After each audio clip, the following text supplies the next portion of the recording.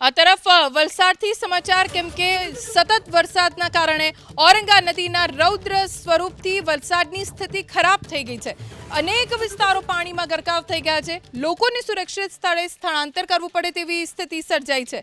લોકોના ઘર પાણીમાં ડૂબ્યા, ઘર વખરીને પણ ખૂબ નુકસાન થયું છે। અમારા સંવાદદાતા ધનરાજ બાગલે પાસેથી વધુ જાણકારી પ્રાપ્ત કરીશું। ધનરાજ, હજી પણ રેડ એલર્ટ વલસાડમાં આપવામાં આવ્યું છે, બીજી તરફ ઔરંગા નદી પણ મુશ્કેલી સર્જી રહી છે। શું સ્થિતિ છે અહીંયાના લોકોની?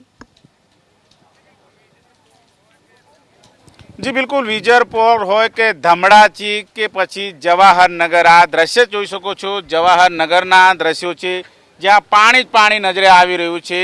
ગલીઓમાં શેરીઓમાં જ્યાં જુઓ ત્યાં પાણી જ પાણી છે। ત્યારે આ વિસ્તારમાં જવાહરનગરમાં ઔરંગા નદીના પાણી ઘૂસી ચૂક્યા છે। ત્યારે આ તમામ લોકો અત્યારે નીકળી ચૂક્યા છે રોડ રસ્તા ઉપર। આખી રાત રોડ રસ્તા ઉપર સૂવા માટે મજબૂર થશે।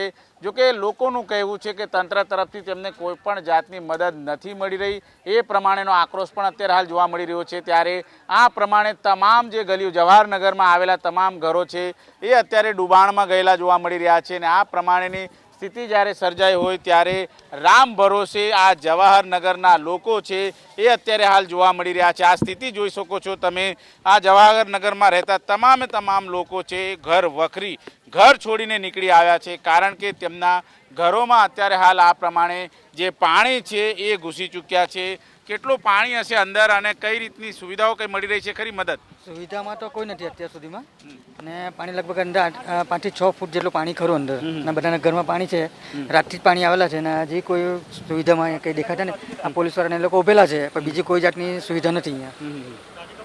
બપોરે કોઈ જમવાનું આપી ગયેલા? ના, કોઈ નહીં। જમવાનું, ચા પાણી કે નાસ્તો એવું કશું નથી અહીંયા। તંત્ર તો કહે છે કે ફૂડ પેકેટની વ્યવસ્થાઓ કરેલી છે, પાણીની વ્યવસ્થા કરી છે। અહીંયા કંઈ હોવું જોઈએ ને, અહીંયા પડેલું બી હોવું જોઈએ ને, ખાલી ડીશ હોવી જોઈએ કે પાણીના પાઉચ હોવા જોઈએ કે પાણીની બાટલી કે એવું કંઈ હોવું જોઈએ ને અહીંયા। કશે તો કોઈ કાઢીને મૂકે ને, ખાઈને મૂકે ને।